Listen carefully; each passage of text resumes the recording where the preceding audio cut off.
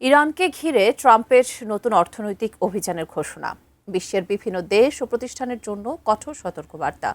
তবে সেই অবস্থানের বিপরীতে এবার সরাসরি প্রতিক্রিয়া জানিয়েছে চীন। একই সঙ্গে প্রথমবারের ইরান ইস্যুতে সরাসরি নিজেদের অবস্থান স্পষ্ট করল বেইজিং। বিস্তারিত জানাচ্ছেন ত্রিবেণী তনু। ইরানকে ঘিরে যুক্তরাষ্ট্রের নতুন অর্থনৈতিক চাপের মুখে এবার প্রকাশ্যে অবস্থান জানালো চীন। বেইজিং বলছে, নিষেধাজ্ঞা আর চাপ প্রয়োগ কোনো সমাধান নয়, আলোচনার পথেই সংকট নিরসন সম্ভব। চীনের পররাষ্ট্র মন্ত্রণালয়ের মুখপাত্র লিন জিয়ান বেইজিংয়ের সাংবাদিকদের জানান, ইরান প্রশ্নে দায়িত্বশীল আচরণ প্রয়োজন। তার ভাষায়, সংশ্লিষ্ট পক্ষগুলোর উচিত রাজনৈতিক ও কূটনৈতিক উপায়ে সমস্যার সমাধান খোঁজা। এই মন্তব্য এসেছে মার্কিন প্রেসিডেন্ট ডোনাল্ড ট্রাম্পের নতুন ঘোষণার পর। মার্কিন প্রশাসনের ভাষায়, এটি ইরানের বিরুদ্ধে নেওয়া সবচেয়ে কঠোর অর্থনৈতিক অভিযান। ট্রাম্প একে আখ্যা দিয়েছেন ইকোনমিক ডি-ডে হিসেবে। কোয়ালিটি সম্পন্ন আন্তর্জাতিক মানের still bar CSRM, committed for better still.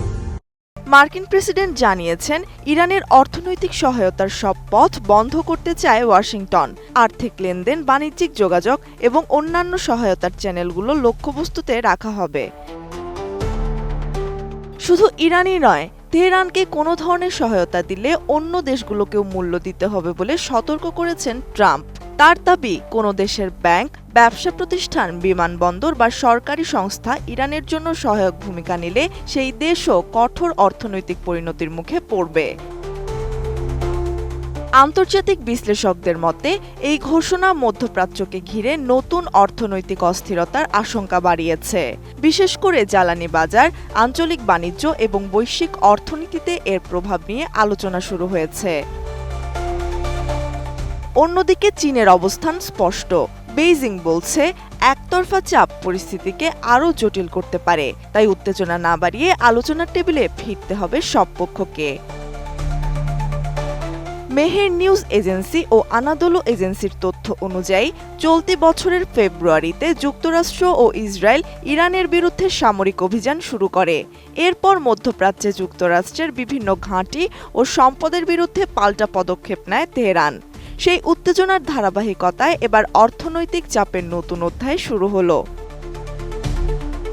বিশ্বের দুই বৃহৎ শক্তির এই ভিন্ন অবস্থান ইরান ইস্যুকে আবারও আন্তর্জাতিক কূটনীতির কেন্দ্রবিন্দুতে নিয়ে এসেছে। এখন নজর, চাপের রাজনীতি জোরদার হবে নাকি আলোচনার পথই শেষ পর্যন্ত প্রাধান্য পাবে।